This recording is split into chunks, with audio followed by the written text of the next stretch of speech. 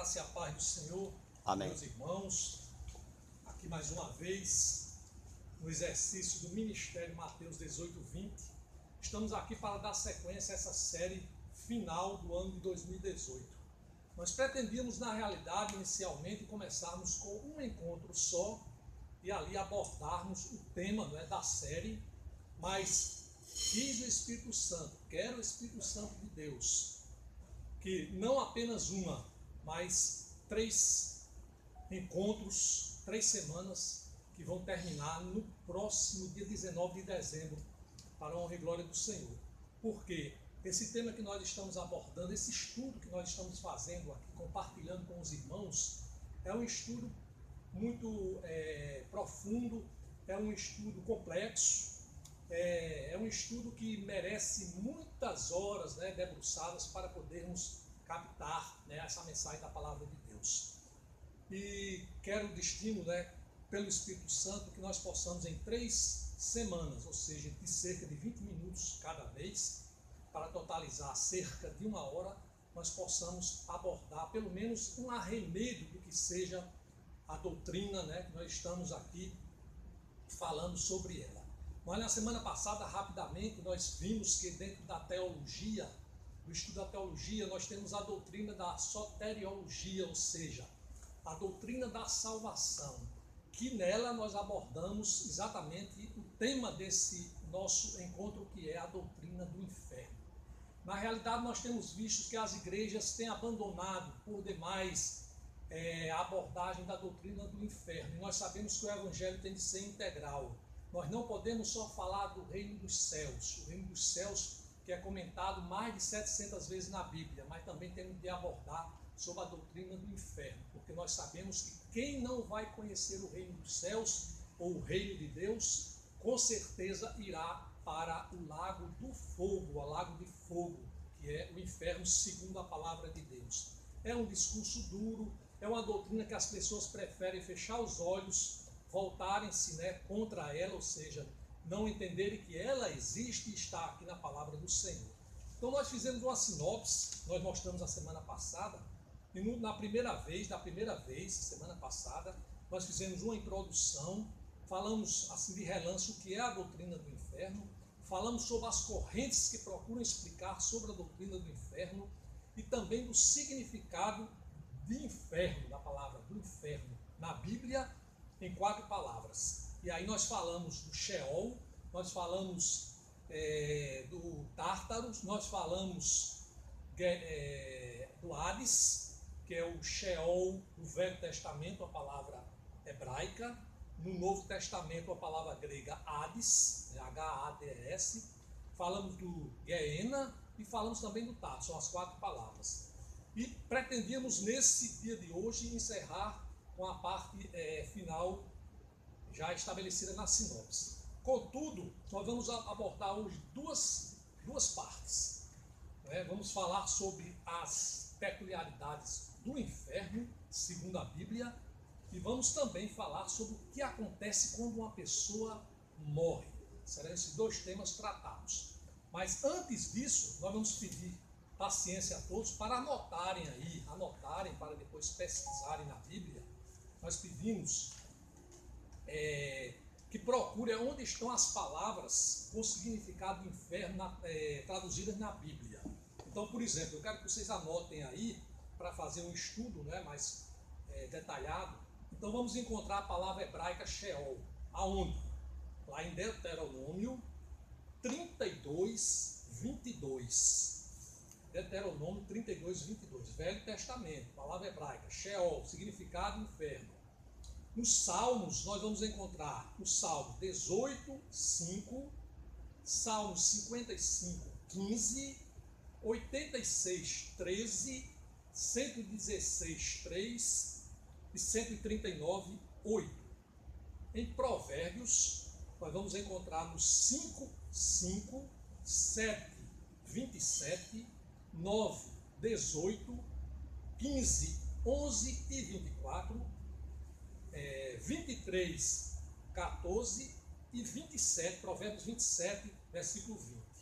E finalmente Isaías, o livro do profeta Isaías, capítulo 5, versículo 14 o capítulo 14, versículo 9 e 15, 28, capítulo 28, 15 e 18, e finalmente o capítulo 57, 9 de Isaías. Aí nós encontramos essa palavra Sheol, palavra hebraica, no Velho Testamento, lá inferno. Aí você vai ler o contexto e vai compreender sobre o inferno.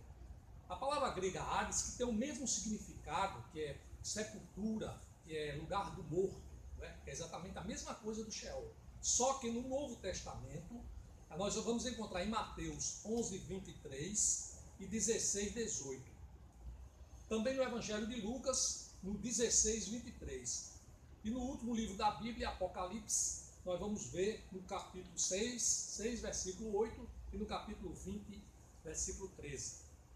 A palavra tarde, nós já falamos sobre isso, ela só aparece uma vez na Bíblia, exatamente na segunda carta de Pedro, no capítulo 18, no capítulo 2, perdão, versículo 4. E, finalmente, para acabar com as anotações, a palavra Geena, que está no Evangelho de Mateus 5, capítulo 5, 22, versículo, ou 29, e 29. Capítulo 10, versículo 28, capítulo 18, versículo 9, capítulo 23, versículo 15 e versículo 23. O Evangelho de Marcos, capítulo 9, versículo 43. No Evangelho de Lucas, capítulo 12, versículo 5. E, finalmente, a carta de Tiago, o capítulo 3 e o versículo 6. Isso aí é para vocês anotarem, para entender sobre a palavra inferno nesses capítulos, nesses versículos que nós citamos. Aleluia. Mas nós vamos falar agora, como dissemos, ainda sobre a doutrina do inferno, mas agora nós vamos mostrar as peculiaridades do inferno. Que lugar é esse? Que lugar é esse que tanto as pessoas não querem saber? Que lugar é esse? Quais são as suas características, né? De fato, esse lugar existe, nós vimos pela doutrina que ele existe, mas quais são as peculiaridades desse lugar que atormenta muitas pessoas? E para muitos, né, que não existe, né, já viu isso nas correntes, né, que defendem ou não a existência do inferno. Mas vamos ler aqui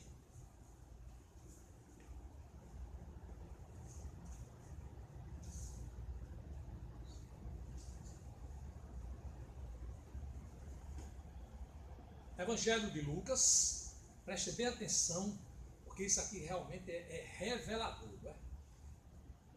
É impossível falar do inferno, na palavra do Senhor, praticamente é impossível, sem citar essa parábola de Jesus Cristo. Então aqui Jesus fala sobre o rico e o mendigo, que é uma parábola por demais conhecida para aqueles que conhecem, que visitam, né, que se debruçam diante da palavra santa.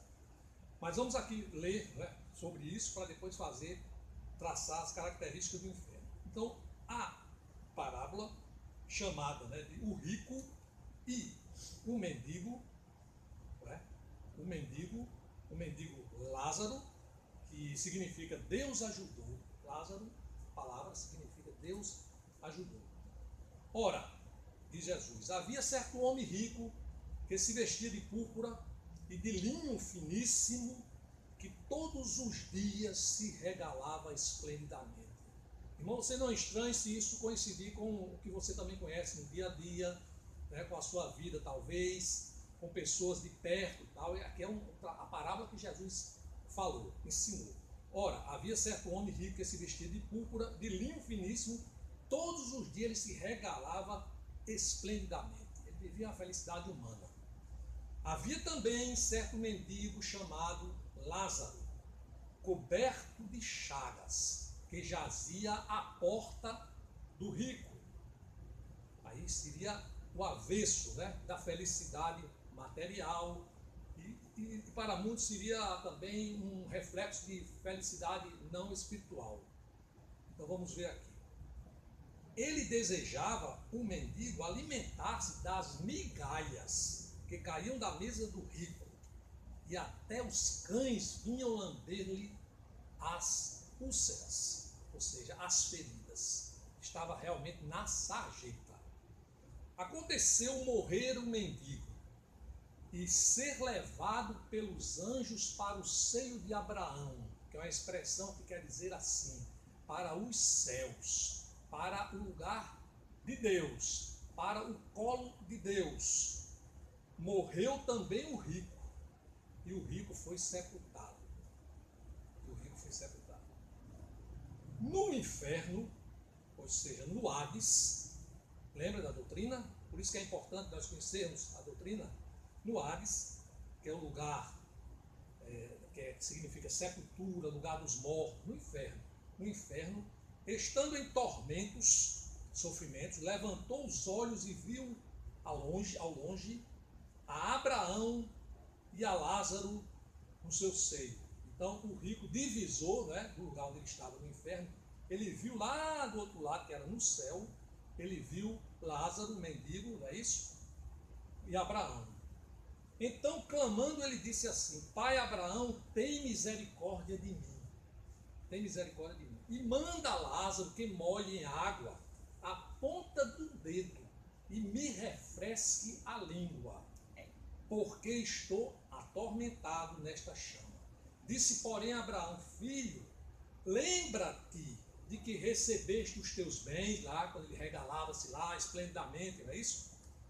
Em tua vida. E Lázaro, o mendigo, igualmente recebeu o quê? Os males na vida dele, não é isso? As chagas, né? A escassez, os sofrimentos materiais. Agora, porém, aqui, ele está dizendo no céu, aqui desse lado, ele está consolado. Tu, em tormentos. E além de tudo, está posto um grande abismo entre nós e vós, ou seja, uma grande divisão, não se compatibiliza, de sorte que os que querem passar daqui para vós outros não podem, nem os de lá passar para nós. Então replicou o rico, né? Pai, eu te imploro que eu mandes a minha casa paterna. Então ele já desistiu dele, porque ele reconheceu aí que não tinha como mais sair daquele tormento, ele ia ficar ali. Mas ele já quis que mandasse alguém à casa dele, lá na terra, né? Aqui na terra, porque tenho 5 irmãos, para que lhes dê testemunho, a fim de não virem também para este lugar de tormento. Respondeu Abraão: eles têm Moisés e os profetas, ouçam-nos, eles que ouçam, eles que leiam a palavra do Senhor, eles que vejam, abram a Bíblia, não é isso? Para conhecer o Senhor. Mas ele insistiu: não, pai Abraão, se alguém dentre os mortos for ter com eles, arrepender-se-ão, porque agora seria tarde, não é? Porque não há essa possibilidade. Abraão, porém, lhe respondeu: se não ouvem a Moisés e aos profetas, tampouco se deixarão persuadir, ainda que ressuscite alguém dentre os mortos. Então a gente já viu aqui a primeira característica, podemos dizer, do inferno. O inferno não é um lugarzinho refrescante, no sentido de que é um lugar aprazível, né?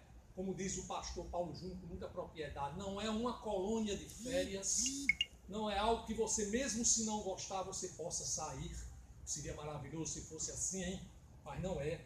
É um lugar de tormentos. Quem diz isso? Sou eu? É o evangelista Alfredo, esse modesto evangelista, é esse pecador, que depois de Paulo é o segundo maior pecador?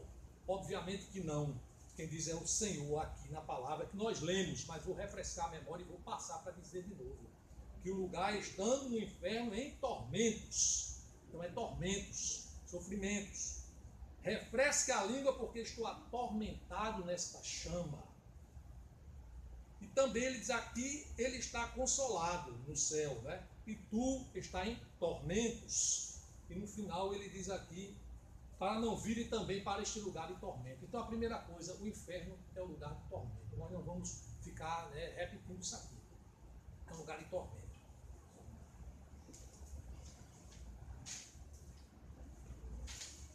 Essa é a primeira característica.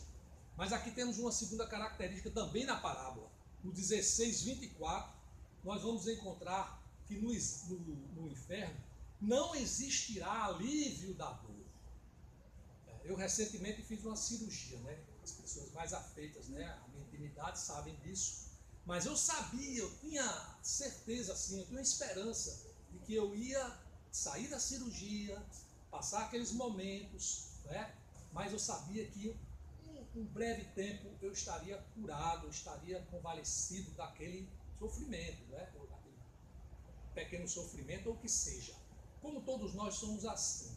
Né? Ontem pela manhã eu tive dor de cabeça, mas eu sabia que eu ia ficar bom da dor de cabeça, e graças a Deus, Deus me curou.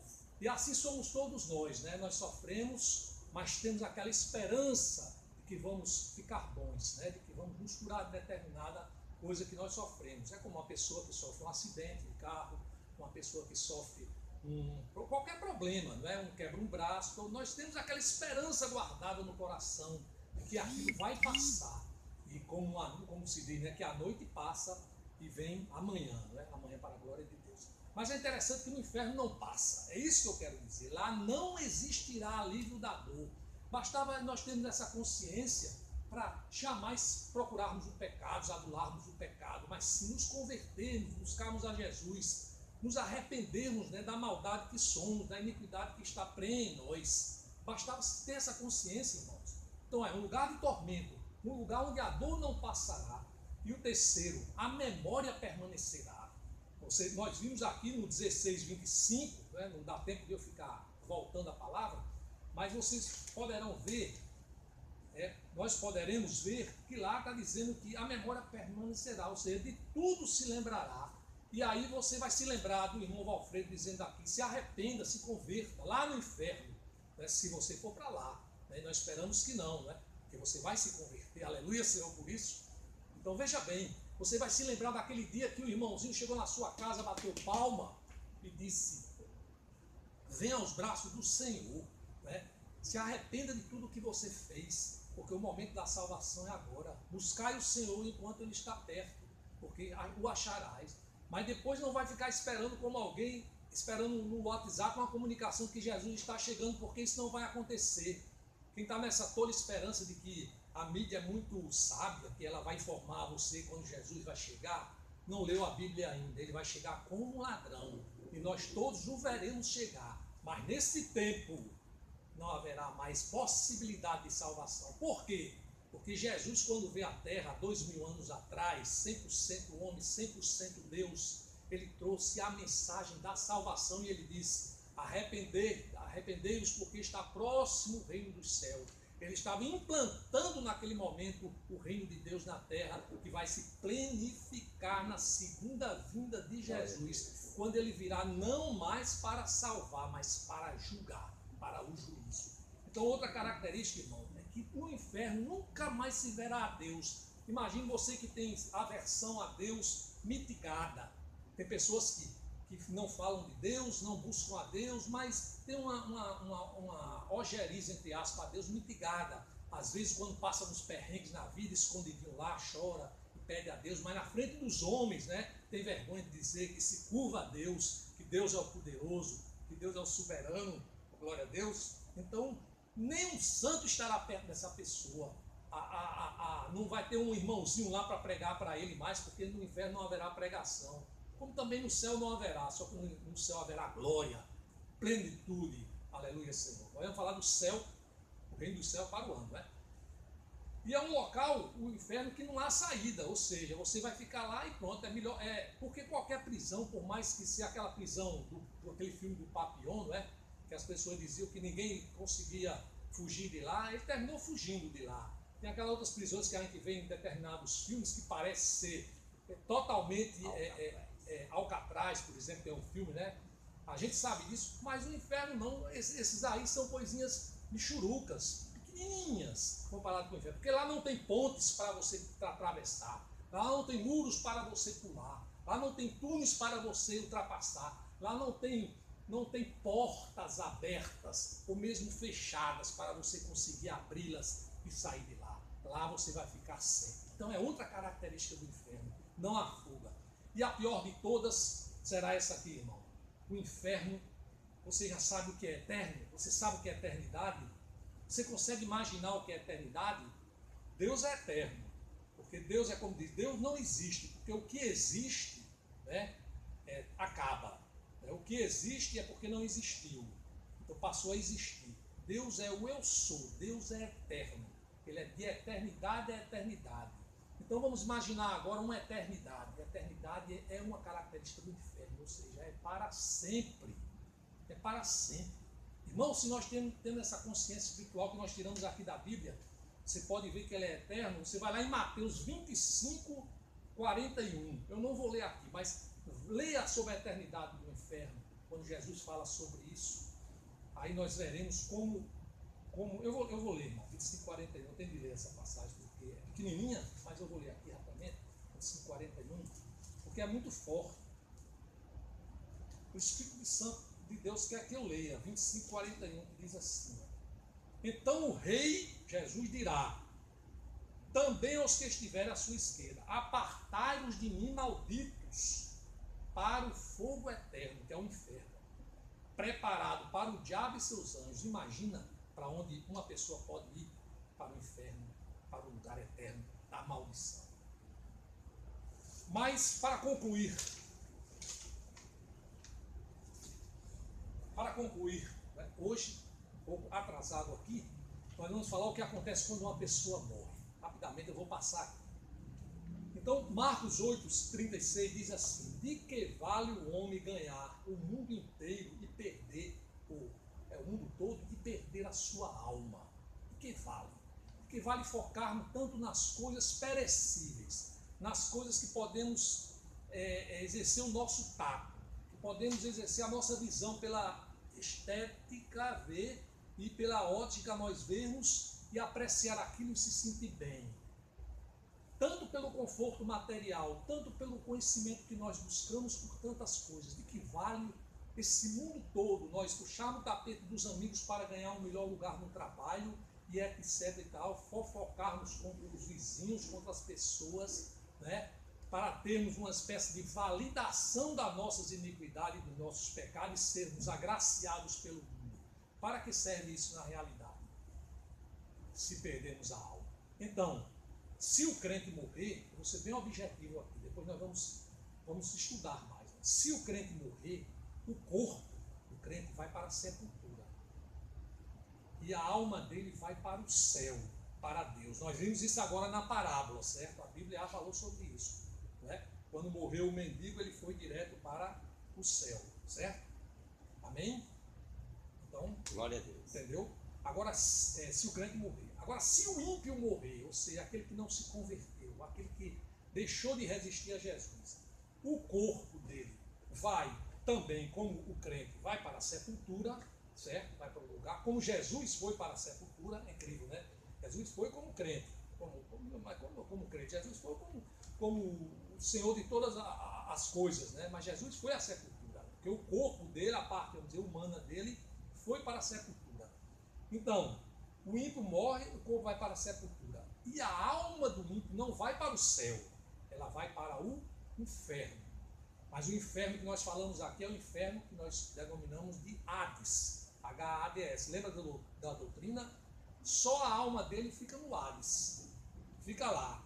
Por quê? Porque quando Jesus voltar, a última vinda, a segunda vinda, Jesus voltar e julgar, ele vai sair, a alma dele, o corpo dele vai ressuscitar da sepultura, vai se encontrar então com a alma no Hades, e aí corpo e alma vão para o lago de fogo, aí sim, que é o Guiena, por isso que eu falei Hades e Guiena, que é a última parte, ou seja, a eternidade do inferno. É isso aí que nós estamos tentando demonstrar. O Guiena é para depois da ressurreição, ou seja, o lago de fogo, Apocalipse 20, e o corpo e a alma vão perecer eternamente no inferno. E aí eu leio essa passagem final para a gente concluir, que diz assim: então, no dia do Senhor, o juízo final, onde os que recusaram a Deus, resistiram a Jesus, esqueceram que o Espírito Santo tem como habitat o templo sagrado que é o nosso corpo, esta recusa lançará todos os condenados eternamente no lago de fogo, a morada final dos ímpios. Onde é que está isso? Apocalipse 20, 14. O Salmo 9, 17 diz: os ímpios serão lançados no inferno e todas as nações que se esquecem de Deus. A palavra palavra de Deus nos ensina que essa é a segunda morte, onde há a separação eterna de Deus, esse lugar de Deus. Em lugar de Deus, essas pessoas terão a companhia eterna de Satanás, de todos os anjos caídos e dos que morreram, todos os ímpios, sem a conversão. E glória a Deus por isso. Na próxima semana nós viremos sim para responder aquela pergunta que é o tema principal desses nossos estudos. Você vai para o inferno? Obrigado, Senhor, por este momento. Senhor, nós agradecemos ao Teu Espírito por ter encaminhado a palavra santa, Senhor, por nos dar a satisfação e o privilégio de mais uma vez, Senhor, podermos fazer a evangelização, podermos evangelizar, porque esta sim, Senhor, é a principal missão do cristão, daquele que realmente é discípulo de Jesus, daquele que quer seguir o Mestre e daquele que se dobra diante do Senhor, da sua majestade. Obrigado, Senhor, em nome de Jesus.